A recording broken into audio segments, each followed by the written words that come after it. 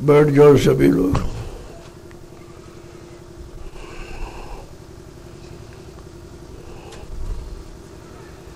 देखो ये संत महापुरुषों की वाणी जो समाज देश का सुधार तो करती है लेकिन आत्मा का कल्याण भी करती है। ये इसी कलयुग में है, अन्य युगों में ऐसा नहीं था। और अन्य युगों में ये धर्म भी नहीं था। उसमें केवल उस समय अधिकार था नारी धर्म और नहीं दूजा, पति और सास ससुर पत पूजा, इसके अलावा और कोई धर्म नहीं था। ये सूरज जीवात्मा का धर्म है। ये जीवात्मा कहाँ की रहने वाली है और यहाँ कैसे आ गई,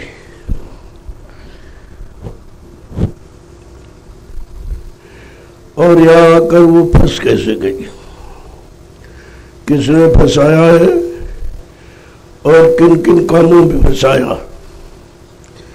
अब इसको कौन निकालेगा, कौन ले जाएगा, कौन पहुंचाएगा। जब तक जीव को ये जानकारी नहीं मिलेगी, शरीर इंद्रियों वाली कोई भी यत्न, कोई पूजा आप कितनी भी क्यों न करें, लेकिन उसका आत्मिक लाभ नहीं होगा। ये कलयुग में केवल आत्मा का लाभ है। अन्य युगों में शरीर इंद्रियों का लाभ था, जैसे राज है, पाठ है, धन है, दौलत है, औरत है, पति है, बच्चे हैं। ये अन्य युगों में था, अब आज भी है, लेकिन कलयुग में एक स्पेशल लाभ है कि जीवात्मा के कल्याण का, और ये संतों की दया है। ये ऋषि मुनि महात्माओं की बस की बात नहीं थी। ये योगियों की, तपस्वी की, ब्रह्मचारियों को अवतारी शक्तियों की बस की बात नहीं थी कि वो ये काम करते थे। लेकिन कलयुग में जब संत पधारे तो उन्होंने नया रास्ता खोल दिया, हम सब जीवात्माओं के लाभ का नया रास्ता, कि भाई ये जीवात्मा कैसे जगेगी और कैसे अपने घर पहुंचेगी। जब तक अपने घर नहीं पहुंचेगी तब तक इसको सच्चा सुख शांति नहीं मिलेगा। जैसे आप यहाँ आए हो सत्संग में, 2-4 दिन, 6 दिन, 10 दिन, 15 दिन रहोगे, लेकिन इसके बाद इच्छा होती कि अपने घर चले। यहाँ कितनी सुविधाएं आपको क्यों न दे दी जाए, उपलब्ध करा दी जाए, लेकिन आपके अंदर ये इच्छा होगी कि घर चले, घर चले।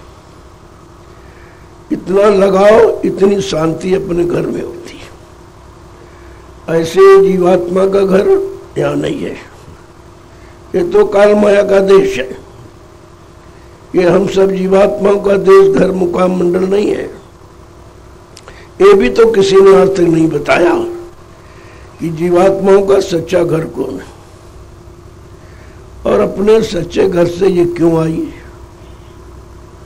और यहाँ पर आकर के कैसे फंस गई, किसने फंसाया, किन किन कामों में फंसाया, और इतना फंसा दिया कि ये निकल के जा भी नहीं सकती। क्यों, जब ये फंस गई तो उसी में रम गई, और रम गई तो सारी शक्ति उसी में लगा दी, खर्च कर दी। अब इसके पास इतनी शक्ति सामर्थ्य नहीं है कि खुद अपने घर की तरफ जा सके। ऐसे असहाय जीवों के लिए उनको शक्ति, ताकत प्रदान करने के लिए संत पधारे। उन्होंने कहा मैं अपने बल से इसको घर पहुंचाऊंगा। ये अपने बल से तो नहीं जा सकती, क्योंकि आप में कोई बल है ही नहीं।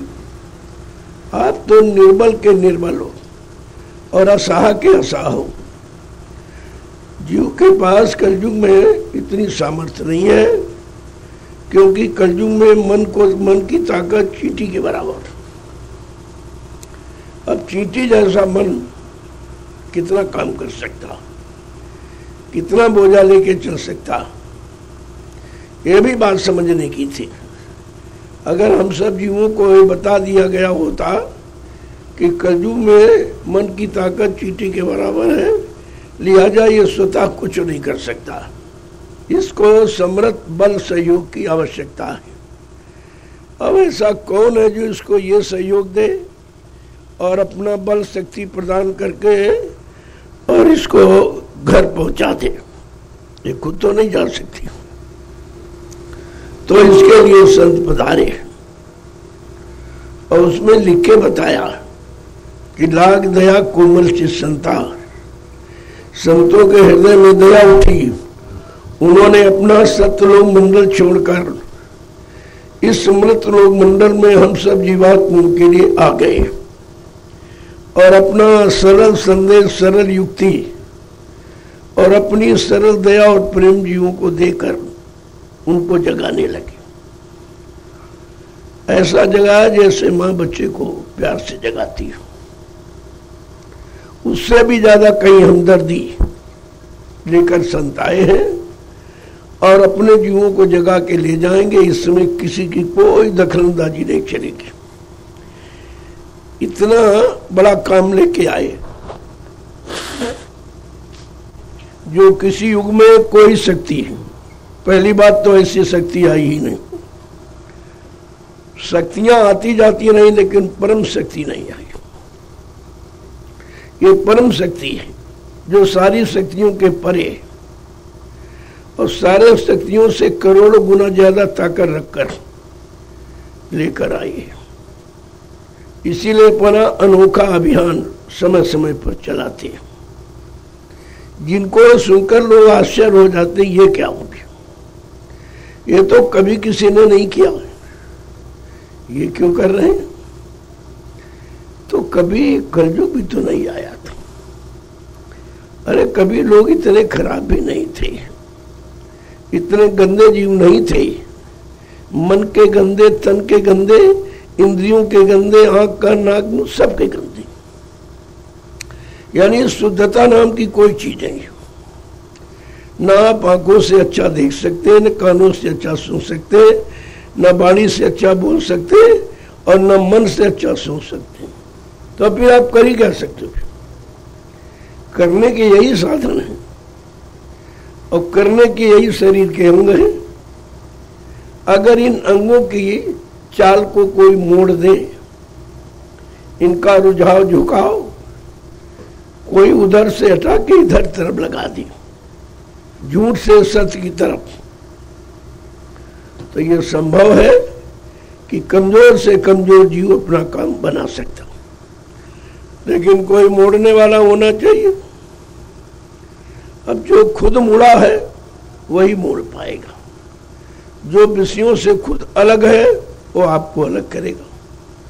जिसके अंदर काम करो लोभ मोह अहंकार ईर्ष्या राग द्वेष स्वयं समाप्त हो चुके हैं, वो आपको इनसे मुक्त करा सकता।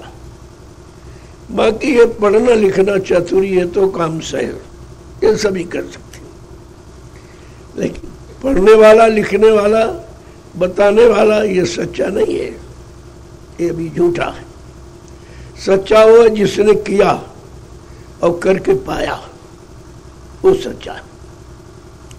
जिसने करके पाया और तब बताया वो तो सच्चा है, और पढ़ के बता दिया, सुन के बता दिया, गा के बता दिया, कहते हैं तो झूठा है। इससे न उसका काम होगा न सुनने वालों का काम होगा। इसलिए कलयुग में संत महापुरुषों ने ये सारे यत्न खारिज कर दिए, बर्खास्त कर दिए कि कलयुग में कोई यत्न नहीं। केवल यत्न क्या है? बड़ा बैरी है मन घट में, इसी को जीतना कठिना। तुम किसी के पीछे मत पड़ो, किसी के चक्कर में मत पड़ो, अपने मन के पीछे पड़ो और मन को गंदगी से अलग कर लो। बस उसी दिन से आपका काम शुरू हो जाएगा। जब तक मन और की गंदगी नहीं जाएगी तो तन की गंदगी नहीं, क्योंकि तन तो जड़ है। मन के इशारे पर तन काम करता है और मन जीवात्मा के इशारे पे काम करता है। तो बात तो सोचने की है। अब इस गंदे मन को हम कैसे साफ करें? इसका कोई साबुन तो यहाँ बना नहीं और यहाँ उसके लिए कोई पानी भी नहीं है। जो आप नदी का, तालाब का, कुएं का देख रहे हो, ये तो शरीर के मैल को धो सकता है, ऊपरी मैल को, लेकिन मन तो अंदर में है। मन पर जो गंदगी चढ़ी वो अंदर में चढ़ी है और अंदर में तुम्हारा कोई यत्न, कोई उपाय जा नहीं सकता। तो ये विचार करो कि मन की गंदगी कैसे जाएगी। जब तक मन की गंदगी नहीं जाएगी तो तन की सफाई करने से आपको कोई लाभ नहीं मिलेगा, समय ही व्यर्थ जा रहा। संतों ने कहा, रे मन की मैली, यानी तन की मैली मन की गुजरी। कहा भाई ये उससे क्या काम होगा? शरीर को तो आप रात दिन साफ करते हो, ये जड़ है। जैसे किसी वस्तु के कबर को रात दिन धो तो गंदगी वस्तु की थोड़ी जाएगी, वो तो कबर की गंदगी जा रही। इसी तरह आप जीवात्मा, जो शरीर जीवात्मा का कबर है, हम आप इस कबर की सफाई रात दिन करते। इसी की सफाई, इसी की सजावट, इसी को खिलाना, इसी को पिलाना, इसी को सम्मान दिलाना, इसी चक्कर में पूरा जीवन चला जाता है। और जड़ का सम्मान मिले न मिले कोई फर्क नहीं।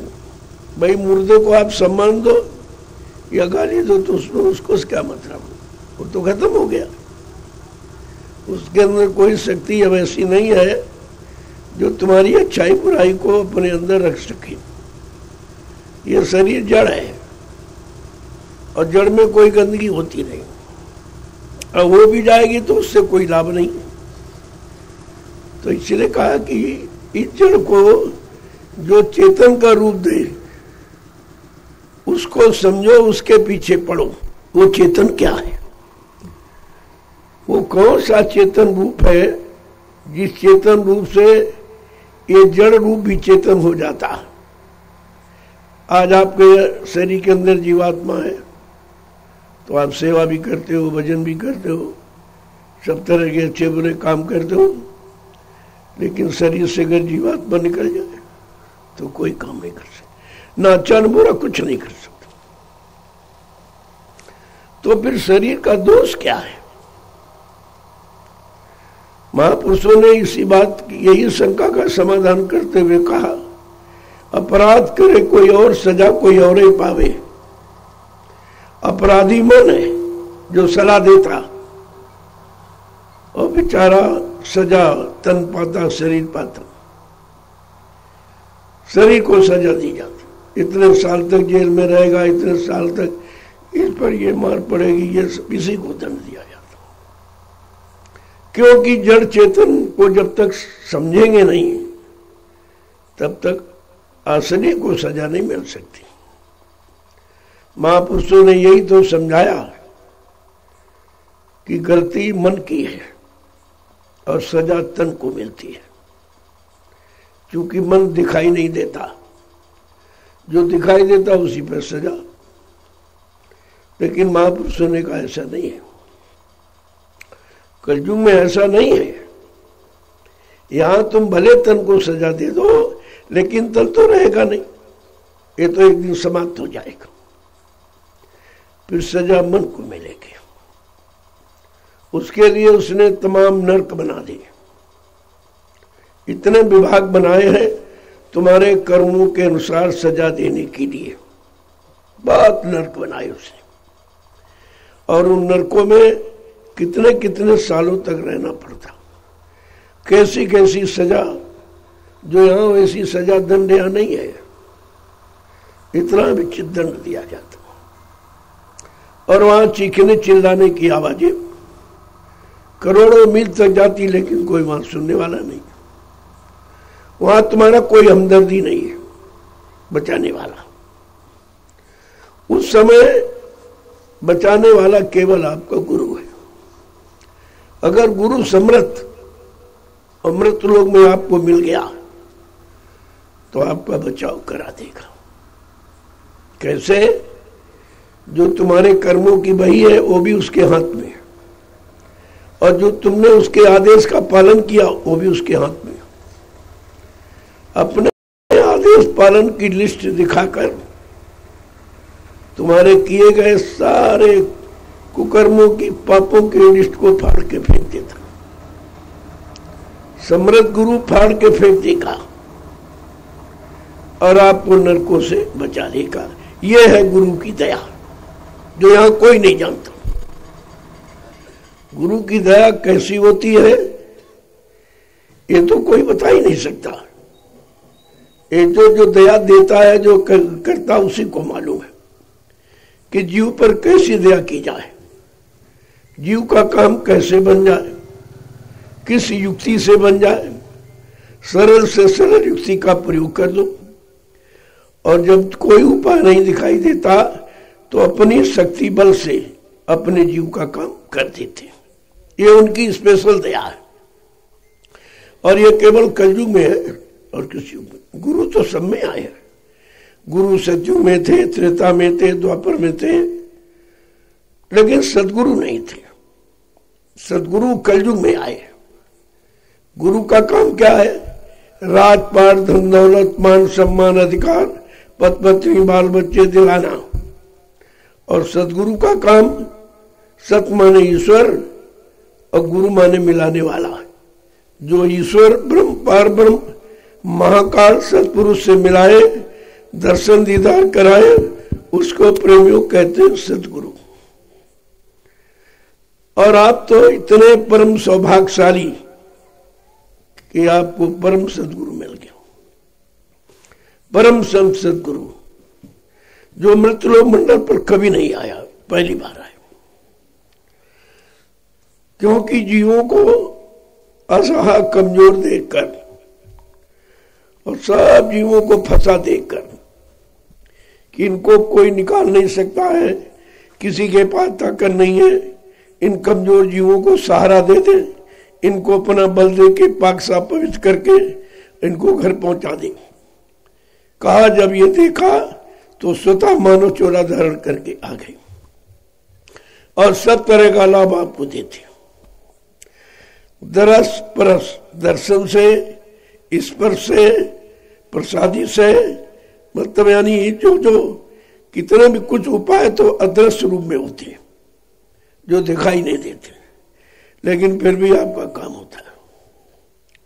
काम करने वाले के पास इतने उपाय, इतने साधन हैं, इतने बारीक रास्ते हैं, किसी रास्ते से अपने जीव को निकाल कर ले जाएगा और काल को भनक नहीं पड़ेगा।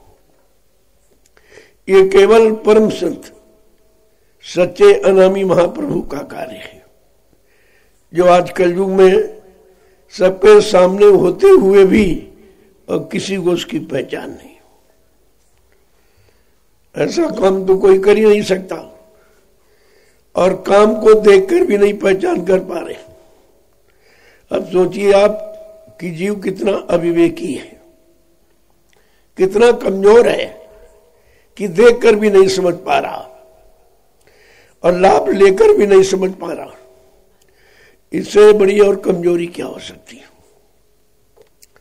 तो हम सब जीवों के लिए जिन्होंने इतना बड़ा प्रयास, इतनी बड़ी मेहनत, इतना बड़ा त्याग किया, तरह तरह के कष्ट सहे जो धरती मंडल पर कोई सह नहीं सकता, जिनको इसकी कोई जरूरत नहीं थी, लेकिन वो जीवों के लिए आए। उन्होंने लिख दिया कि भाई मैं कोई राजपाट धन दौलत के नहीं आया हूं। कहा मेरा काम ये नहीं है। परमार्थ के कारण साधु धरा शरीर, परमार्थ समाज थे धर्महित। वो मानव तन धारण करते हैं और जब तक रहते हैं अंतिम श्वास तक जीवों की सेवा करते रहते। उनका एक ही काम है सेवा। न अपने आप को कभी गुरु का, न संत का, न सदगुरु का, न भगवान का, न सरकार का, न महाराज का, ये नहीं, क्योंकि ये कहने का विषय नहीं है, करने का विषय। जो करने आया है वो कहने में समय खराब नहीं करेगा, क्यों कहने से कुछ हो नहीं सकता, जब भी होगा तो करने कराने से होगा।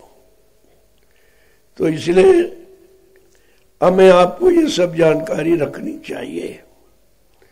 इतना सत्संग आपको मिला है जितना लोगों को कई जन्मों में नहीं मिला, लेकिन आपका मन चिकने घड़े की तरह है, बूंद डालो एक भी बूंद नहीं निकलती, ठहरती नहीं। यानी सत्संग बूंद, सत्संग वचन एक भी नहीं ठहरता, और रपटीला घड़ा है ये। इसलिए मैं आपको तभी का नित्य करिए, नित्य सत्संग बाधा सगल मिटाए, का रोज हर रोज हर रोज प्रतिरोज सत्संग करो। जब रोज रोज कोई काम करोगे तो अभ्यास हो जाएगा, जब अभ्यास पक्का हो जाएगा कभी भुलाया नहीं जा सकता। करनी को कभी नहीं भूल सकते हो, कथनी को, पढ़नी को, रटनी को तो भूल सकते आप, लेकिन जैसे जो कोई काम तुम्हारे साथ कर दे, अच्छा बुरा, ना तुम अच्छा भूल पाओगे ना बुरा भूल, उसको आप कभी नहीं भूल पाओ। लेकिन जो पढ़ते हो सुनते हो वो तुरंत भूल जाते हो। इसलिए महापुरुषों ने कहा, इन नकली आंखों कानों का सुना देखा वो स्थायी नहीं है। ये तो काल माया की चालाकी है कि उसने शरीर में दो आंखें, एक आंख कहते अच्छा भी देखो बुरा भी देखो, दो कान अच्छा भी सुनो बुरा सुनो, दो नाक के सुराख अच्छी सुगंध और खराब सुगंध, दो पैर लगा दिए अच्छी जगह जाओ बुरी जगह जाओ, और दो हाथ दे दिए अच्छा करो बुरा करो। ये उसकी चालाकी है, क्योंकि इसी अच्छे बुरे में आपको फंसाएगा। अगर एक ही होती तो आप नहीं फंसते। झगड़ा दो में होता, अकेला क्या लड़ेगा। जहां दो वहीं द्वंद्व है, वहीं झगड़ा है। तो कितना होशियार है काल। काल ने बड़ी चतुराई के साथ ये दुविधा में संसार बना दिया। दो विधाएं, दो आंख दो कान दो नाक दो हाथ दो पैर, और हम आप इन्हीं दोनों से करके अच्छा भी किया बुरा भी किया, अच्छा देखा बुरा देखा, अच्छा सुना बुरा सुना, ये सब आपने किया। अब किया था अपने अनुभव के लिए, लेकिन आपको यहां का कानून तो नहीं मालूम था कि काल ने क्या कानून बनाया कि हम अच्छे की सजा और बुरे की सजा, हम दोनों की सजा देंगे और यही रखेंगे। चाहे अच्छा करो चाहे बुरा करो, दोनों का परिणाम मृत्युलोक पे है। अच्छा किया तो राजा महाराजा धनी मानी बन गए, लेकिन रहे काल के हवाले। अब बुरा किया तब भी आप गरीब कंगाल हो गए, लेकिन रहे तुम भी यही। तो कहने का मतलब, जब संत महापुरुष कलयुग में आए तो ये पीछे का रास्ता ही उन्होंने खत्म कर दिया। कल सारे साधन निषेध, जो कलयुग में आए तो पहले के साधन सब निषेध कर दी कि भाई कलयुग में कोई साधन पहले वाला नहीं चलेगा। क्यों? कलयुग के जीव के पास उम्र नहीं है, यानी रहने का समय नहीं है, कम है, और मन की ताकत भी बहुत कम, चींटी के बराबर, और इंद्रियों में कोई संयम त्याग वैराग नहीं, कोई खान पान अच्छा नहीं, कोई संग सोबत अच्छी नहीं, कोई कर्म भी अच्छे नहीं। लिहाजा कलयुग के जीव पर पिछले युग के कोई साधन नहीं लगेंगे, और न उन साधन के करने का कोई लाभ मिलेगा। सब बताया, ऐसा नहीं लिख के बताया। जब कलयुग में संत गोस्वामी जी महाराज आए, जिन्होंने रामचरितमानस लिखा, उन्होंने हम सब कलयुग के जीवों को सही सच्चे रास्ते पर लाने के लिए उन्होंने सत्य ज्ञान, यानी कलयुग का सत्य ज्ञान क्या है, साफ साफ शब्दों में लिखा यही कलिकाल साधन दूजा, मन कर्म वचन गुरु पद पूजा। इस कलयुग में कोई साधन, कोई उपाय, कोई पूजा पाठ, तीर्थ व्रत कुछ नहीं करोगे तो उसका कोई लाभ नहीं मिलेगा, क्योंकि आपके लिए है नहीं। वो विधान है, हर युग का विधान अलग है, और विधान संविधान के अनुसार ही जब चलोगे तो उस युग का लाभ मिलेगा आपको। बड़े साफ शब्दों में कहा, मन कर्म वचन गुरु पद पूजा। मनसा वाचा कर्मणा, केवल तुम गुरु के वचनों का पालन कर सकते हो, इतनी ही शक्ति तुम्हारे पास, और ज्यादा शक्ति ताकत आपके पास नहीं। आगे और कहा कि कलयुग योग यज्ञ नहीं दाना, और एक आधार नाम गुण गाना। साफ साफ कह दिया, कलयुग में योग जग तक हमन पूजा पाठ कुछ,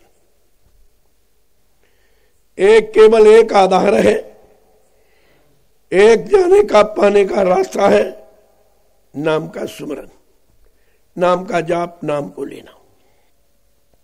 अब कौन सा नाम, ये भी शंका पैदा हो गई जीव को, तो उन्होंने उसको भी साफ किया। बड़े साफ शब्दों में कहा कि कोटि नाम संसार में तासे मुक्ति न होए।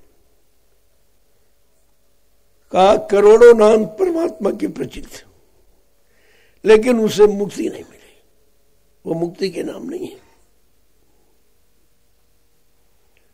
कहते गुप्त जप पूजे बिरला को, आदि नाम जो गुप्त जप, जो आदिकाल से नाम बनाओ। ये जो नाम 5 मिले हैं ये आदिकाल से, ये कोई नए किसी ने बनाए नहीं, बीच में आदिकाल से। सतयुग में भी, त्रेता में थे, द्वापर में थे और कलयुग, लेकिन इनका भेद जानने वाला नहीं था। भेदी तो कलयुग में आया, नाम भेदी, नाम का सच्चा भेद जानने वाला कलयुग में आया, और उसने यहां पर नाम का भेद खोला। तो गोस्वामी महाराज ने इसीलिए रामचरितमानस लिखी कि हम सब कलयुग के जीवों को परमात्मा के नाम की सही जानकारी मिल जाए कि कलयुग में परमात्मा का नाम क्या है। क्योंकि अन्य युगों में नाम आधार रहा और अलग अलग रहा। ये भी भ्रम शंका दूर करने के लिए उन्होंने सबको की, जब सतयुग था तो हरि नाम था, त्रेता आया तो नाम बदला, राम नाम आया, द्वापर आया तो कृष्ण नाम आ गया। हर युग में नाम का बदलाव है, और वो नाम उसी युग के जीवों को का काम किया, और दूसरे युग में जीवों का काम उसने नहीं किया, क्योंकि काम करने वाला चला गया। छाया कभी काम नहीं करती, छाया माने नाम, केवल नाम रह गया, वो भी नाम का बखान, जिसे गुणानुवाद कहते हो, वो तो रह गया, लेकिन नाम ही चला गया। नाम ही चला गया तो उसके साथ में शक्ति भी चली गई। जैसे सुबह सूरज निकलता तो प्रकाश पूरे दिन रहता, जो चाहो वो काम आप कर लो, सारे काम निपटा सकते हो, लेकिन सूरज डूबने के बाद पर प्रकाश तुम्हारे काम नहीं आएगी, उसी के साथ उसका प्रकाश यानी उसकी शक्ति भी लुप्त हो जाती है। ये प्रमाण आपके सामने कि सूरज गया, उसकी शक्ति साथ में चली गई। ऐसे संत, सूरज और सरिता, इन तीनों का यही प्रभाव है। जब तक रहते हैं तब तक उनका गुण है, जब चले जाते तो गुण समाप्त हो जाता है। फिर तुम वहां बैठकर चिल्लाओ, बुलाओ तो तुम्हारे बुलाने चिल्लाने से नहीं आएंगे, क्योंकि उनका आने का समय था, काम करने का समय, काम करके जाने का समय, ये सब निश्चित था। आपने जानकारी की नहीं और भूल भ्रम में आप पड़ गए। उसी भूल भ्रम को दूर करने के लिए कलयुग में संतों को आना पड़ा। न उनको आने की क्या जरूरत थी? अगर व्यवस्था बनी बनाई होती और जीव जागे हुए होते, सब कुछ इनको ज्ञान ध्यान होता, तो फिर महापुरुषों को न आने की जरूरत थी, न इतनी मेहनत करने की जरूरत थी। जब आप सब भूल गए और सब खराब हो गए, सब गंदे हो गए, अब इतने गंदे हो गए कि सफाई करने में देर लगी। अगर ये सब साफ मिलते तो तभी सतयुग आ गया। और भाई सतयुग आया, इसके बाद त्रेता आ गया, और त्रेता गया उसके बाद द्वापर आ गया। लेकिन कलयुग तो नहीं जा रहा अभी, और कोई इसको भगा भी नहीं सकता। साफ शब्दों में कहा है, ये कलयुग ऐसे जाने वाला नहीं है। ये कलयुग कलयुगी लोगों को लेके जाएगा, जिनका कलयुगी खान पान, कलयुगी भाव विचार, कलयुगी क्रियाकर्म है, उनको लेके जाएगा, ऐसे नहीं जाएगा। तभी स्पष्ट रूप से कहा कलयुग में कलयुग जाएगा और कलयुग में सतयुग आएगा। जब कलयुग में कलयुग चला गया, यानी कलयुग ने कलयुगी जीवों को समेट के ले गया, तो स्थान खाली हो गया, तो उसमें सतयुग प्रवेश करेगा। तब सतयुग प्रवेश करेगा जब उसको जगह मिलेगी। अगर कलयुग जाएगा ना, सतयुग आएगा कहाँ? जगह तो सीमित है, उतना ही है क्षेत्र। तो इन सब बातों की जानकारी के लिए ही ये सत्संग जारी किया गया। सत्संग तो किसी युग में रहा नहीं, और न सत्संग कोई जानता है। सत्संग के बारे में जानकारी किसी को नहीं, इसीलिए संतों ने साफ शब्दों में कह दिया कि भाई गाना बजाना सत्संग नहीं है, भाषण पीठ प्रवचन सत्संग नहीं है, कथा वार्ता सुनाना सत्संग नहीं है। वो संतों की वाणी है जो जीवन को सार्थक बनाने के लिए जीवन में प्रयोग की जाती है। सुनाई नहीं जाती है, लागू की जाती है, प्रयोग की जाती है। हमें आपको भी उसी तरह अपने जीवन के बारे में सोचना चाहिए कि जीवन तो मिल गया, लेकिन हम जीवन को कैसे जिए, कैसे निकालें। प्रमुखता तो इस बात की है, जीवन तो सबको मिला हुआ, अरबों खरबों लोग जीवन पाए हुए मनुष्य शरीर, लेकिन सार्थक कितना मना रहे। जो जब कह दिया कि मानव जीवन परमात्मा प्रभु की प्राप्ति के लिए मिला है, अब कितने ऐसे लोग दुनिया में हैं जो प्रभु प्राप्ति में इस शरीर को लगा रहे हैं? 1% भी नहीं। तो ये तो व्यर्थ ही जा रहा अभी। और ये भी कह दिया दोबारा मिलेगा नहीं। ये मत सोच लो कि अब की बार मिल गया फिर मिल जाएगा। गोस्वामी महाराज ने उसको भी स्पष्ट करके कहा कि कबहू कर करुणा नरदेही देत ईश बिन हेत स्नेही। कभी कभी करुणा निधान कृपा दया मेहरबानी करके ये मानो अनमोल शरीर हमें आपको दे देते, जिसके लिए प्रभु की प्राप्ति के लिए, खुदा की को पाने के लिए, परमात्मा को पाने के लिए, इसके लिए मिला है। अब बताइए इसमें कौन लगा है? यहाँ संसार की प्राप्ति, संसार के साधनों की प्राप्ति, संसार के भोगों की प्राप्ति, इसी में सारा जीवन सबका जा रहा, और प्रभु प्राप्ति की बात तो कोई पूछता ही नहीं, न कभी सोचता है, न किसी से पूछता है, और न कभी समझने की कोशिश करता है। इसलिए महात्माओं को, फकीरों को दर्द होता। इतना बहुमूल अमोलक ये मानव समय और ये व्यर्थ में जा रहा। उन्होंने कहा दिवस गमायो खाए और रैन दिवाए सोए, हीरा जन्म अमोल था कौड़ी बदले जाए। कि सारा जीवन खाने पीने कमाने में लगा दिया, दिन और रात सोने भोगों में चली गई,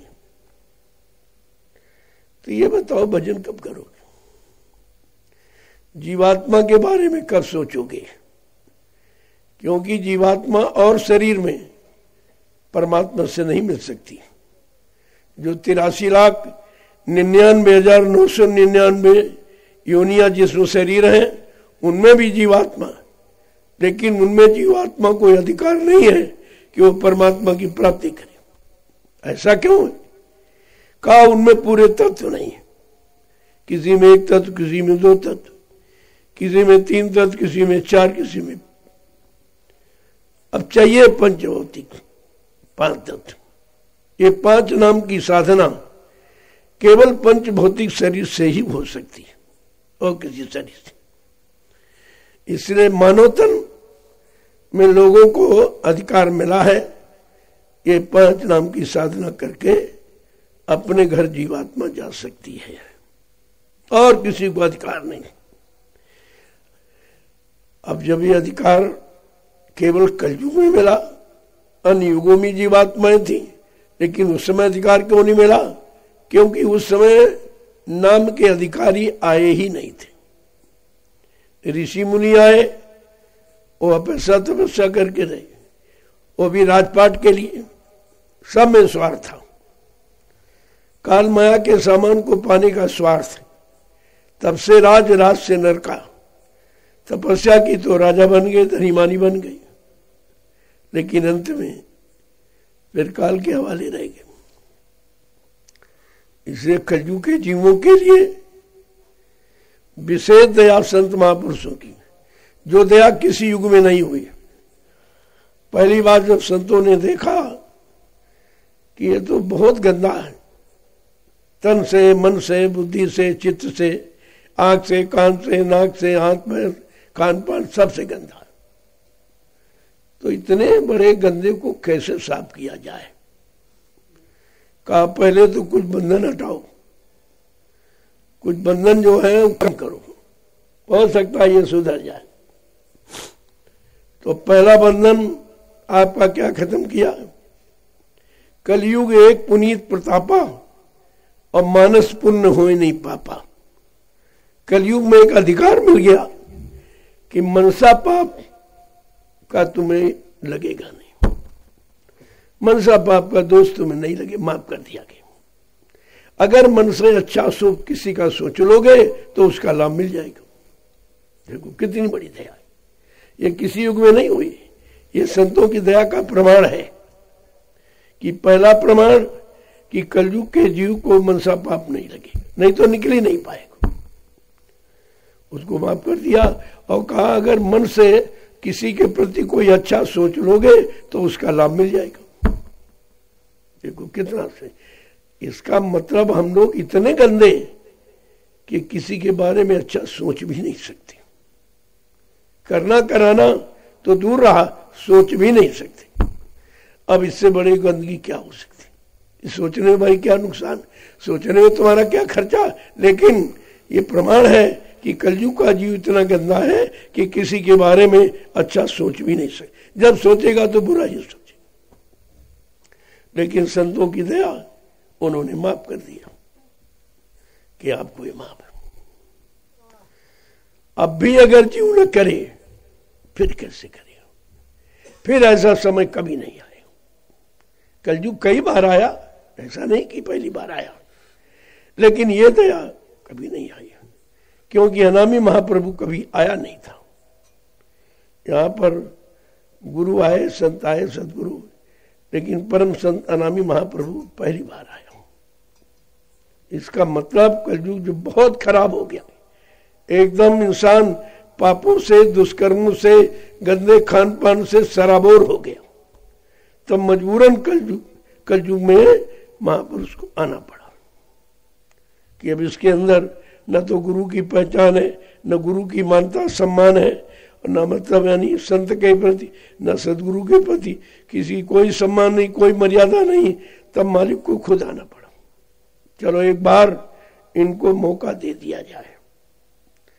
इतना बड़ा मौका जो देने के लिए जीवों को आया, जीव उनको भी नहीं पहचान पाया, उनके बारे में भी कोई जानकारी नहीं, और काम भी देख रहा फिर भी नहीं जाना।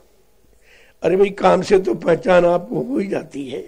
अब काम की पहचान आप जानते हो कि लकड़ी का काम अगर कर रहा तो बढ़ई कहोगे, लोहे का काम कर रहा तो लोहार कहोगे, सोने काम करता तो सुनार कहोगे। ये पहचान आपकी है काम की। लेकिन जो समाज का काम, देश का काम, धर्म का काम, मानवता इंसानियत का काम, प्रेम प्यार मोहब्बत सेवा दया सदाचार, परमात्मा की यादगार का काम, माँ बहन बेटी की परख पहचान का जो काम कर रहा, क्या उसको लोग नहीं जान पा रहे, नहीं समझ पा रहे, क्योंकि ये भाव लोगों में है नहीं। इन भावों से इंसान पूर्णतया खाली है, उसके समझ में कुछ नहीं आता। लेकिन जो काम करने आया है वो कह रहे हम तो अपना काम करके जाएंगे, तुम मानो न मानो, लेकिन मैं अपना काम करके जाऊंगा। और समय तुमको मना लेगा। समय में इतनी शक्ति है, उसने बड़े बड़े यानी लोगों को बदल दिया। जो अपने आप को बड़ा धनवान बलवान बुद्धिमान समझते थे, उनको भी धराशायी कर दिया, उनको भी बदल दिया समय के अनुसार। और समय आपको अपने समय पर बदल देगा और तुम्हें मानना पड़ेगा। लेकिन संत महापुरुषों की महिमा यह है कि वो समय के पहले आपको जानकारी देना शुरू कर देते, ताकि कोई इंसान ये न कह सके कि हमको बताया नहीं, हमको जानकारी दी नहीं, हम ये कर लेते वो कर लेते, हम बदल जाते, मतलब हम अच्छे बन जाते। ये आपको कहने को नहीं दिया जाएगा। अब धीरे धीरे धीरे धीरे कितना भारी बिगाड़, कहीं पर संभलने की बात तो कोई करता ही नहीं, सुधार की बात तो किसी दिल दिमाग में है ही नहीं। तो बताइए सुधार होगा कैसे? अगर सुधार न हुआ तो संहार निश्चित है। अगर सुधार की नीति में लोग ना आए और सुधार को न समझ पाए तो संहार निश्चित है। फिर संहार में कुछ नहीं बचेगा, न पहले बचा। उस समय का के संहार से कलयुग का संहार अलग है, उस तरह का नहीं है। क्योंकि उस तरह का संहार अगर संहार कर दिया जाए तो कोई नहीं बचेगा। इसीलिए कहा भाई परिवर्तन तो चुटकी बजाते हो जाएगा, लेकिन चुटकी बजाते में तुम भी नहीं बचते हो। तो तुम्हें बचाना है और उनको समझाना है, दोनों चीजें, बचाना और समझाना दोनों काम है। इसलिए समय है, देर है, बाकी वहां देर कुछ नहीं। वहां परिवर्तन का पूरा मसाला तैयार, उन्हें कुछ बनाना नहीं है, सब बना बनाया तैयार, और आपको परिचय भी दे दिया जाता। लेकिन इतनी जल्दी ये कलयुग के परिवर्तन को समझना आम इंसानों के बस की बात नहीं है। आप मानव बुद्धि से कलयुग के परिवर्तन को नहीं समझ सकते, वो इससे बिल्कुल अलग है, जो कभी लिखन पढ़न में नहीं आया, किसी की बुद्धि में सोचने से भी नहीं आया। कहा नहीं कि कलयुग का परिवर्तन मानव बुद्धि से परे है। न मानो सोच सकता, न मानो कर सकता, और न मानो यानी विश्वास ही कर सकता। कहा था कि जैसे आप रात में सो गए, बादल बना और बरस के चला गया, और सुबह धूप हो गई, आप जगे, कह रहे पानी कैसे बरस गया, तो जान ही नहीं पाए। कहा इस तरह का परिवर्तन है। देखिए कैसा अनोखा परिवर्तन है। अब उस परिवर्तन का लाभ पाने के लिए सबको इशारा किया जा रहा है, या यूं समझ लो वो परिवर्तन का समय घड़ी जो निश्चित है, उसका समय का इंतजार किया जा रहा है। बाकी तो होगा, उसे कोई मेट नहीं सकता, और उसमें अच्छे बुरे की पहचान भी हो जाएगी। अभी इतनों में कितने अच्छे, क्योंकि जो बिरला शब्द लगा है वो भी एक अपना स्थान अनोखा रखता है। बिरला हो कोई जाने, जानेगा कोई बिरला, जो शरण तुम्हारे आया है वो जान पाएगा, बाकी नहीं जान पाएंगे। अब सब बिरला कौन है, उन्हीं की परीक्षा।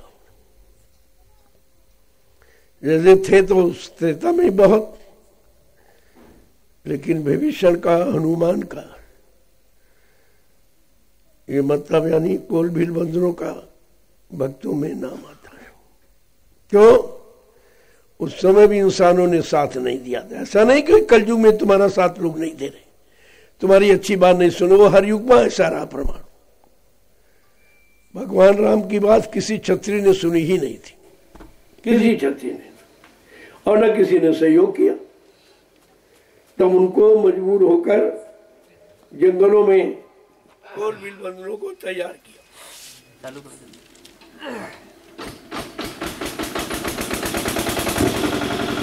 कोल भील बंदरों को तैयार किया, और तैयार करके उनको अपनी शक्ति देकर उनके विचारों को बदल दिया और उनमें शक्ति प्रदान कर दी और काम हो गया। तो त्रेता के इतिहास में कोल बिल बंदरों का नाम, लेकिन छत्री का नाम नहीं है, किसी भी छत्री का। ऐसे द्वापर का इतिहास बता रहा कि भगवान कृष्ण ने समझाया और बताया और ये भी कहा, भाई मैं यदुवंशियों, मैं तुम्हारी जात बिरादरी में आया हूं, जात बिरादरी नाते मेरी बात मान लो। तभी लोगों ने बड़े कट शब्दों का प्रयोग किया।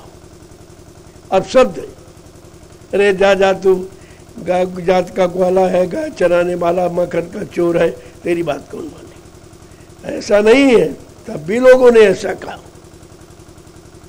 जो परिवर्तन करने आया है उसको सबकी सुननी पड़ती है।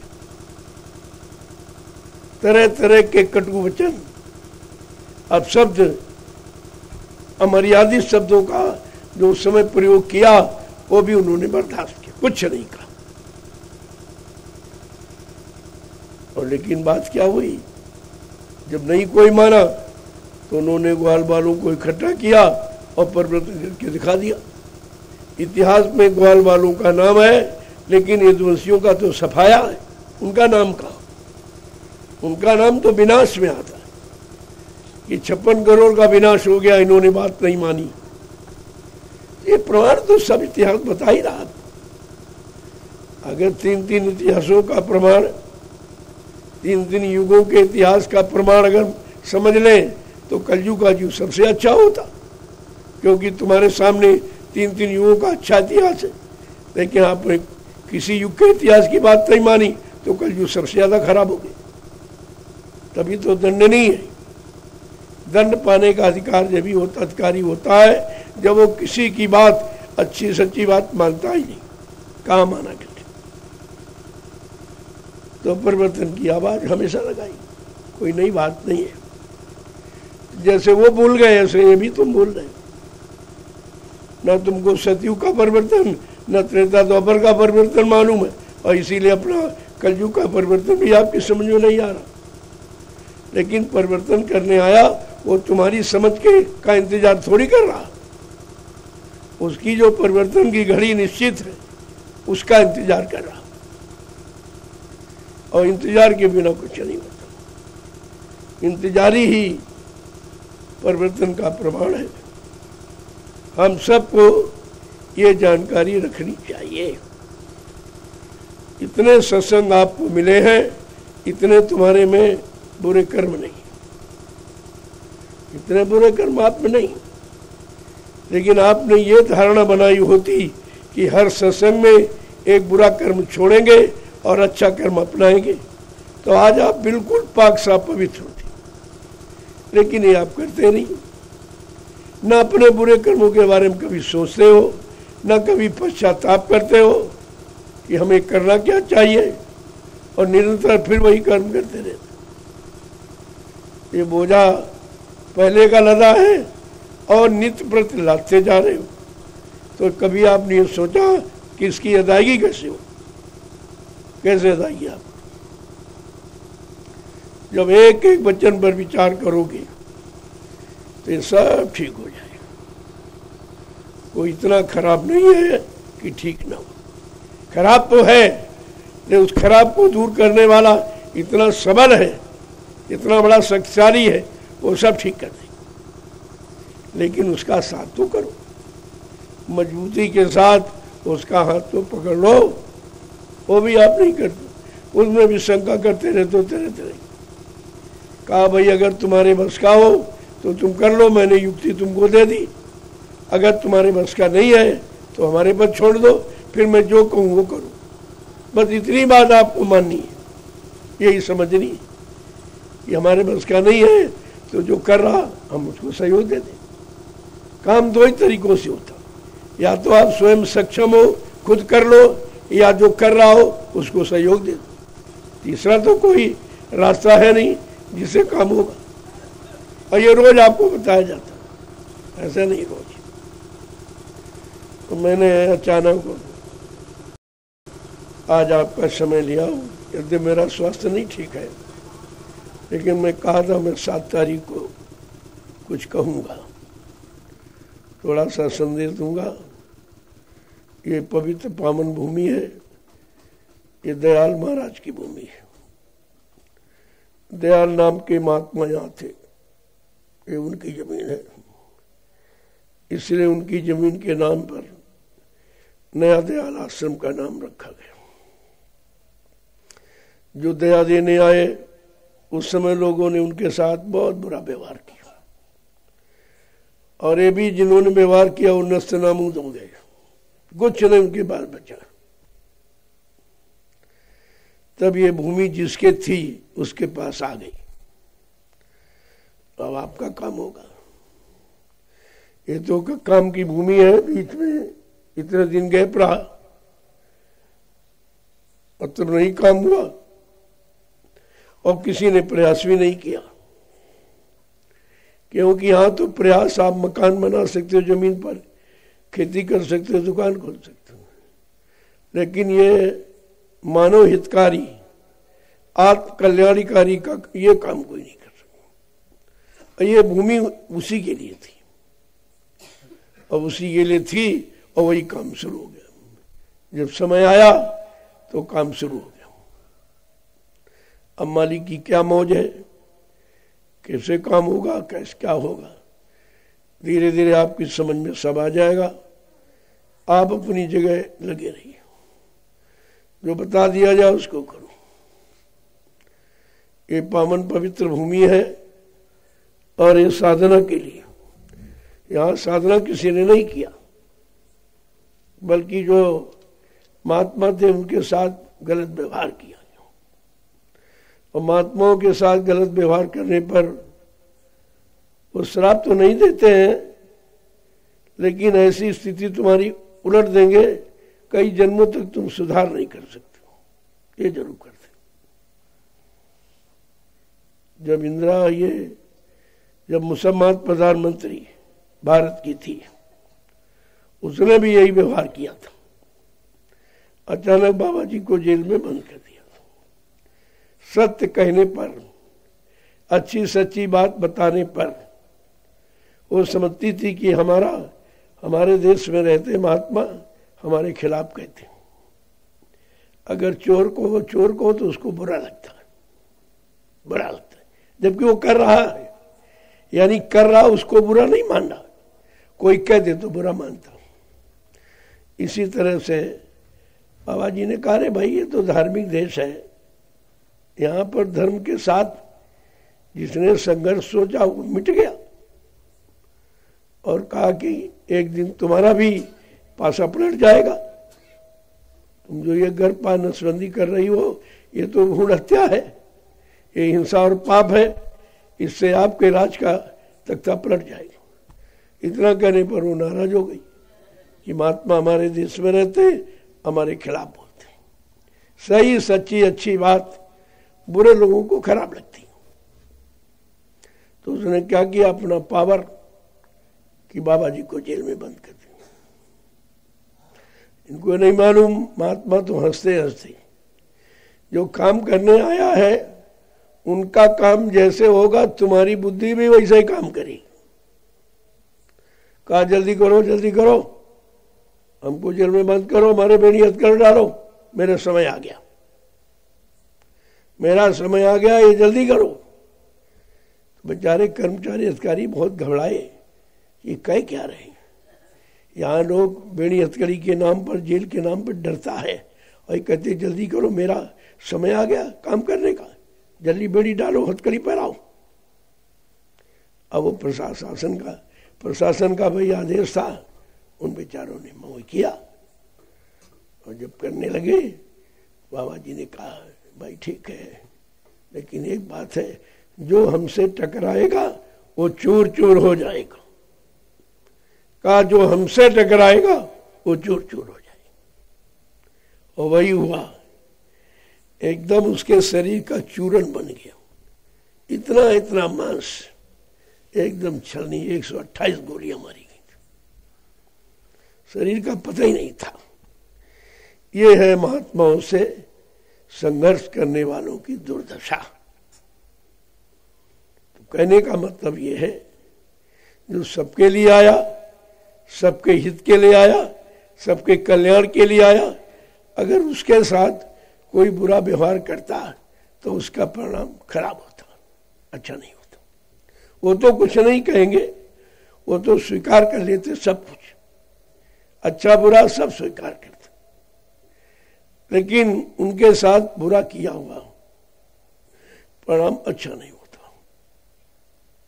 इशारे में सब कुछ कह दिया जाता, सब भूल गए, सब मारे गए, सब मारे गए, सब गोली के शिकार हुए, सब प्रेत योनि में पड़े, पूरा परिवार आज भी प्रेत योनि में पड़ा है और रात दिन चिल्लाता, एक टुकड़ा रोटी देने वाला कोई नहीं। कहा ये देखिए, ये महात्माओं से भिड़ने और महात्माओं के साथ गलत व्यवहार करने का परिणाम ये है, नरक में पड़े, और वहां से कोई निकाल नहीं सकता, बचा भी नहीं सकता। अब जिस पर बीत रही वो जानता होगा क्या दुर्सा कितना बुरा परिणाम।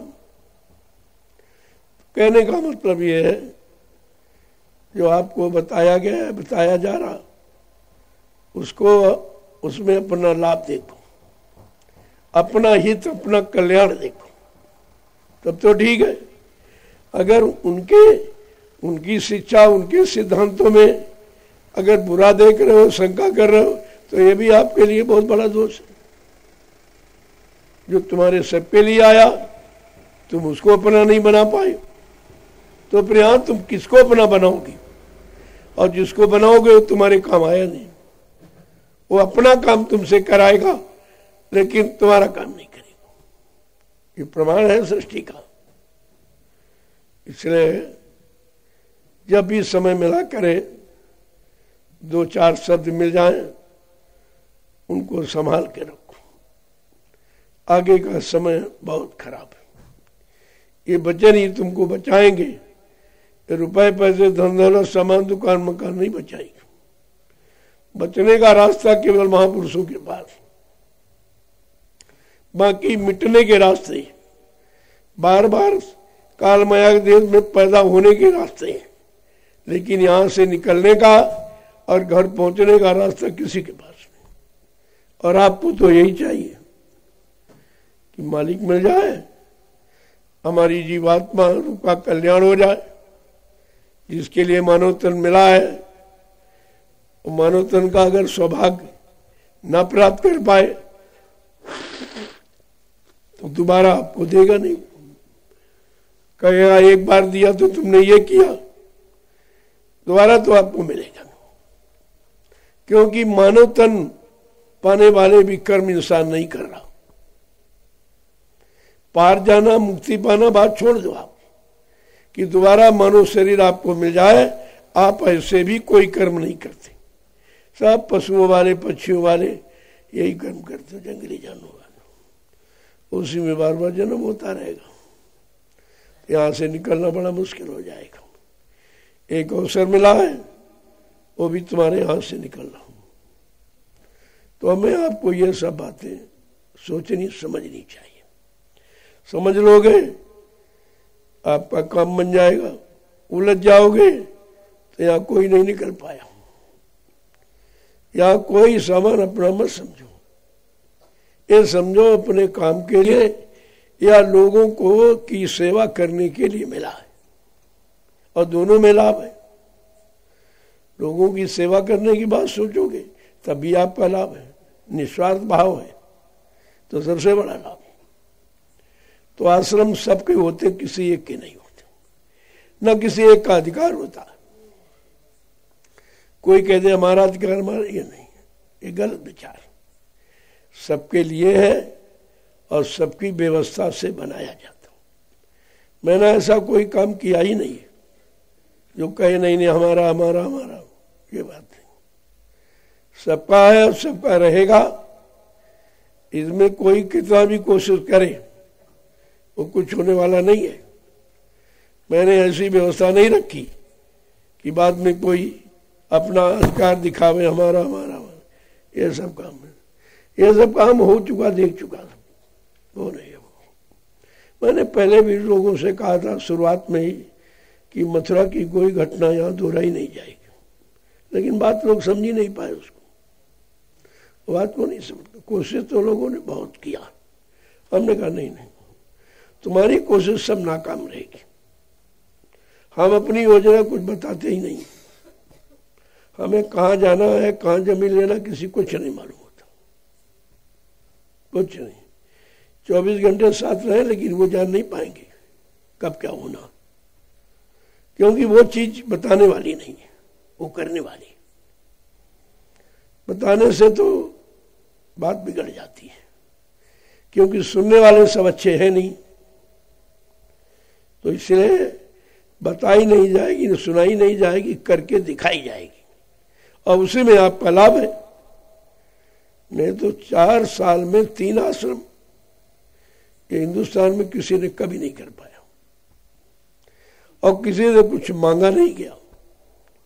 जो प्रेमियों ने स्वेच्छा से अपने अच्छे भाव 1 रुपया, 2 रुपया, 10 रुपया, 20 रुपया, 100 रुपया, 1000, जो भी आपने दिया, मैंने उसी से सब व्यवस्था आपकी कर दी।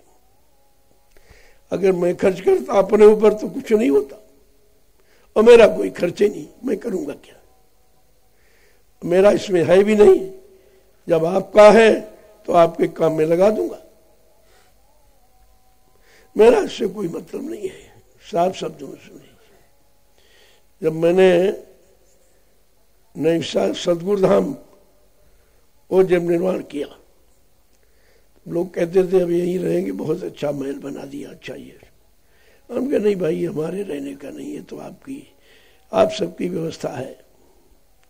और मैं अचानक उठा और वो जंगल में चला गया,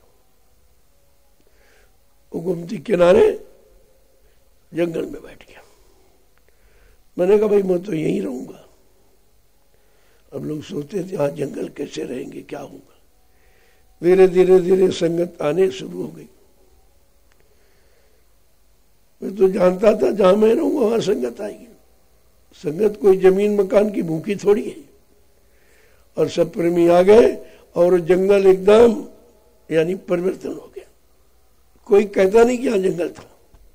ज्ञान आश्रम, उसका नामांकन किया कि आध्यात्मिक ज्ञान अगर प्राप्त करना है, आध्यात्मिक नाम की साधना करनी है, तो ज्ञान आश्रम पर आ जाए। वो तैयार हो गया, वहां से उठा, यहां आ गया। अगर मालिक की और कहीं मौज होगी तो वहां चला जाऊंगा, लेकिन मेरा कहीं किसी से लगाव नहीं है। किसी आश्रम से, किसी प्रसाद से, तुम्हारी सेवा, इससे कोई लगाव नहीं, क्योंकि मैं जानता हूं मेरा नहीं है। जब आप लोगों का दिया हुआ है तो किसी की कमाई पर हम अपना अधिकार क्यों जमाएं। हाँ, उसको हम सही जगह लगा देंगे, क्यों आपने इसी ने दिया है कि हमारा सही जगह लग जाएगा, तो आपका लगा हुआ। और सब देख लिए, सबने जान लिया, पूरे हिंदुस्तान में खबर फैल गई। सब जान गए कि सेवाओं का सही उपयोग नैमिषारण्य में हुआ, जहां 3-3 आश्रमों का निर्माण हो गया। प्रेमी बहुत खुश है, अपनी सेवा कर रहे हैं, अपना परमार्थ कमा रहे हैं, और लोगों को कुछ नहीं समझ में आ रहा, लेकिन धीरे धीरे अब जागरूक हो रहे हैं। अब ये जाग रहे हैं, समझ रहे हैं कि सेवाओं का प्रयोग कहाँ हो रहा। जो लोगों ने आंख बंद करके सेवा दिया और सेवा का दुरुपयोग हुआ, कहीं कुछ काम नहीं हुआ। कोई परमार्थी सेवा आपकी नहीं तुमसे कराई गई, कोई कर्म आपका कटा नहीं, सब ज्यों के त्यों लादे बैठे हो, तो फायदा क्या हुआ सेवा देने का। और यहाँ 3-3 आश्रमों का निर्माण हो गया। मालिक की क्या मौज है, आगे और कुछ हो सकता है। ये तो मैं नहीं कह सकता हूं कि क्या नहीं हो सकता है, आगे और भी कुछ हो सकता है, और भी कहीं आपको जाना पड़ सकता है। बदलने की कोशिश मत करो, सेवा करने की प्रयास करो। बदलने से काम नहीं चलेगा ना। जब मैं नहीं समझता हूं तो आप इसको क्यों अपना समझते हो। ये समझो, ये सब के लिए, संपूर्ण मानव जाति के लिए है। ये जो भी ये व्यवस्था हो रही है संपूर्ण मानव जाति की, किसी एक के लिए नहीं, एक जाति के लिए नहीं। मैंने ऐसा कोई विचार ही नहीं रखा, ना अपने लिए मैंने रखा, तो आपको कैसे बताऊंगा। बहुत लोग आए कि भाई हमको ये सेवा दे दीजिए, उससे हमने कहा सेवा हमारे यहाँ कुछ है ही नहीं, जो है ये है फावड़ा उठाओ मिट्टी खोदो, ये सेवा है। अरे कल ये क्या है, वो समझते थे कोई रुपया पैसे हम खुद ही नहीं लेते लोगों से, और लेके हम करेंगे क्या। तो भाई सेवा है, ये करना चाहो करो, और जो रुपए पैसे से काम नहीं बनेगा वो तुम्हारा इस मिट्टी से काम बन जाएगा। तुम अपने काम के बनाने की सोचो। लेकिन अब उनका विचार पैसे का था, कितनी बड़ी संगत, इतने लोग आ गए, तमाम पैसा आता होगा, ये जब देखा करना रहे तो कुछ कहते नहीं, वो पैसे के लिए किसी से नहीं कहते हमको इतना दो। हमने कहा हम करेंगे क्या, और प्रेमी जो स्वेच्छा से दे रहा, जब उसी से काम इतना हो गया, आगे हो जाएगा तो फिर कहने की क्या जरूरत। धीरे धीरे समझ में सब की आ रहा। अब हरदोई में कोई संगत नहीं थी, लोग कहते थे हरदोई, हमने अरे भाई उसका भी नंबर आएगा, चिंता क्यों करते हो। अब हरदोई के प्रेमियों से एक पैसा नहीं लिया गया और इतना बड़ा आश्रम बन गया। अब उनको इतनी शर्म लगती है कि हम लोग विरोध करते थे, निंदा करते रहे और सेवा भी नहीं दी, और जहाँ दी वहाँ तो हमारे यहाँ किसी ने कुछ किया नहीं, और जिनको दिया नहीं उन्होंने आश्रम बनवा दिया इतना बड़ा। ये तो बात लोगों की समझ में आ ही रहा कि काम कहाँ हो रहा, और देखिए हो गया। अभी कितना हो जाएगा तो इसका तो कोई कुछ नहीं बता सकता अंदाज, लेकिन हो जाएगा। जय गुरुदेव, जय गुरुदेव, जय गुरुदेव, जय गुरुदेव, जय गुरुदेव, जय गुरुदेव। नाम किसका?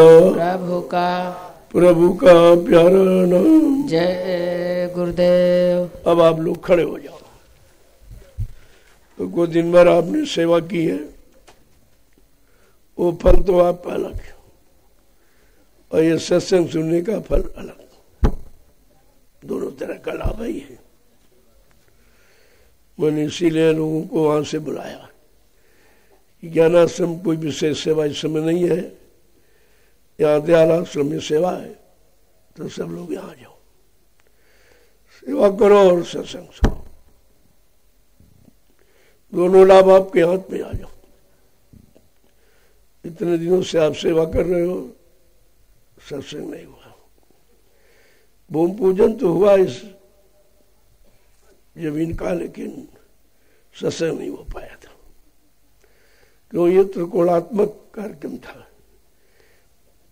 पूजा यहाँ हुई है, भूमि पूजन और सत्संग ज्ञानाश्रम में हुआ, और उद्घाटन सत्संग स्थल का और पाणिग्रहण संस्कार वो सदगुरु धाम में हुआ।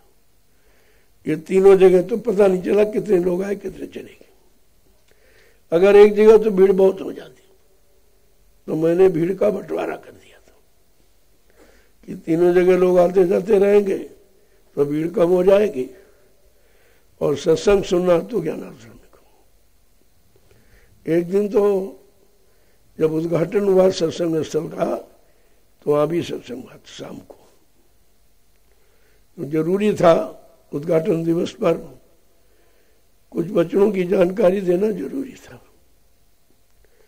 और समय निर्धारित है हर भूमि का, किस भूमि पर कब क्या होगा, कौन सा कैसा संदेश किस भूमि पर सुनाया जाएगा, क्योंकि इस भूमि का लाभ जब भी मिलेगा जब समय का संदेश मिलेगा। तो आपको ये सब लाभ, यहां से आप यहाँ आए, पूजन किया, और यहाँ से चले गए सदगुरु धाम, कुछ वहां चले गए, कुछ ज्ञानाश्रम चले गए, तो परेशानी किसी को नहीं हुई। एक जगह पूरी भीड़ नहीं हुई तो कोई आपत्ति नहीं हुई। यह सब सोच समझ के किया जाता। जय गुरुदेव, जय गुरुदेव, जय गुरुदेव, जय गुरुदेव, जय गुरुदेव, जय गुरुदेव। नाम किसका? प्रभु का। जय गुरुदेव नाम किसका? प्रभु का। प्रभु का प्यारा नाम। जय गुरुदेव। जोर से बोलो। जय गुरुदेव। सब मिल बोलो। जय गुरुदेव। बोलना होगा। जय गुरुदेव। अभी से बोलो। जय गुरुदेव। दुख दर्द हरेंगे। जय गुरुदेव। सब कष्ट मिटेंगे। जय गुरुदेव। सुख शांति भी देंगे। जय गुरुदेव। सबके दाता। जय गुरुदेव। सबके मालिक। जय गुरुदेव। प्रेम से बोले। ये नाम नहीं इंसान का। ये नाम है प्रभु का। ये काम नहीं इंसान का। ये काम है प्रभु का। इस बात को हमेशा नजरअंदाज रखो। ये तीनों काम किसी के बस के नहीं और न कोई कर पाएगा। कितना जोर लगा ले, कोई स्वार्थ लोभ लालच में आके झूठा संदेश दे दे, लेकिन कलजू भगाना, ये सज्जू लाना आम इंसान के बस की बात नहीं। समय का परिवर्तन करना, फिर युग का परिवर्तन इंसान के बस की बात है। लोग अपनी गंदी आदतों का तो परिवर्तन कर नहीं पाते, तो युग परिवर्तन कौन करेगा? इसलिए तमाम स्वार्थी, तमाम लोभी, लालची, मानी, सम्मानी, अभिमानी गुमानी साहब निकल पड़े। कोई कह रहा हम सज्जू लाएंगे, कह रहा हम चौथा यज्ञ करेंगे। अरे हमने भाई करो ना, हम कब रोकते हैं? करिए, हम भी तो देखें आप कैसे करते हो। ये काम किसी के बस का नहीं है। ये तो अपना लोभ लालच छल करने के लिए, जबकि पहले ही बता दिया गया था किसी भी महापुरुष को आधार बनाकर अपने स्वार्थ लोभ लालच का कोई काम मत करना, न कुदरत की तरफ से भारी मार पड़ेगी। ये नहीं माने। मैंने बहुत समझाया इनको, मेरे पास लोग आए तो मैंने समझाया जवाहर बाग से कि ऐसा कोई काम मत करिए, तुमको कुछ नहीं मालूम, तुम्हारी उम्र ही कितनी है, ना तुमने सुभाष को देखा और ना तुमने उनकी स्पीच सुनी है, तुम्हें क्या मालूम। उनकी उम्र 126-27 साल की, तुम्हारे में से कोई इतनी उम्र वाला है ही नहीं, तो तुमको मालूम ही क्या है। तुम किसी की सुनी सुनाई बात को लिए घूम रहे हो और इससे कुछ नहीं होगा, कुछ भी नहीं होगा। ये कलयुग का परिवर्तन है अलग तरीके का, तुम्हारी मनोबुद्धि के अनुसार कुछ नहीं होगा। मैंने इनको मना किया है, नहीं नहीं हम ये करेंगे वो करेंगे, सबने भी करके देख लो, और सब मारे गए पृथ्वी में चले गए। कितने हजार वर्षों के लिए इनकी जीवात्मा नरकों में चली गई। यह है न मानने का परिणाम। और अब भी तमाम मिशन बनाए लिए घूम रहे, ये कह रहे। हमने करिए भाई हमसे बात मत करो, हमारे बात खबर क्यों बोलते? कल नहीं, आप अगर साथ दे दे, हमने कहा हम ही साथ दे देंगे, फिर तुम क्या करोगे? तुम क्या करोगे? तुम्हारे में कोई शक्ति नहीं है, फिर आवाजें क्यों लगाते हो? हमने कहा समय का इंतजार करो, चुपचाप भजन करके, भजन करते रहो और सब काम तुम्हारे सामने आ जाएगा। जो होना है वो सामने हो जाए, देख लेना अगर जिंदा रहोगे तो। इसलिए अगर बाबा जी का सजुग देखना चाहते हो तो शाकाहारी हो जाइए आप, तो देख लोगे। अगर मांसाहारी रहोगे तो तुम मर जाओगे, तुम देख ही नहीं पाओगे। तो ये जिद हट करो, देखिए बाबा जी का सजुग कैसा है, तो उसके लिए शाकाहारी हो जाइए आप, आपको प्रमाण मिल जाएगा। लेकिन वही बात है, जब जैसी हो तब तैसी मत होए, काल रे किले को मेट सके न कोई। अब इनका तो परिणाम गलत ही होना है। गलत किया है, गलत सोचा है, गलत विचारा, गलत तरीके से संगत को लूटा है। धन मतलब यानी जो गुरु का धन वो इन लोगों ने बर्बाद कर दिया, भोग मिला, तो सजा तो इनको मिलेगी। ऐसा नहीं है, एक एक पाई का भुगतान करना पड़ेगा। ये संत मत है, किसी को छोड़ेगा नहीं। जय गुरुदेव, जय गुरुदेव, गुरुदेव। सतयुग को लाएंगे, जय गुरुदेव। विश्व में शांति कौन लाएंगे? जय गुरुदेव। जन जन में प्रेम कौन लाएंगे? जय गुरुदेव। ये सूत्र याद रखिए आप। ये 3 सूत्री कार्यक्रम इस हिंदुस्तान के विश्व में कोई मानव बुद्धि नहीं कर सकती है। ये बहुत बड़ी चीज है और यही से सब ये हट जाते हैं। जहाँ ये कलजू सज्जू की बात आती है उसको से अरे कहते ये सब क्या है, ये कुछ नहीं है, हमें यही तो सब कुछ है। कलयुग से तुम परेशान हो और सज्जू से सुखी हो जाओगे, तो तुम्हारे सबके लिए बात है ये। अब आप लोग प्रसाद दे दो।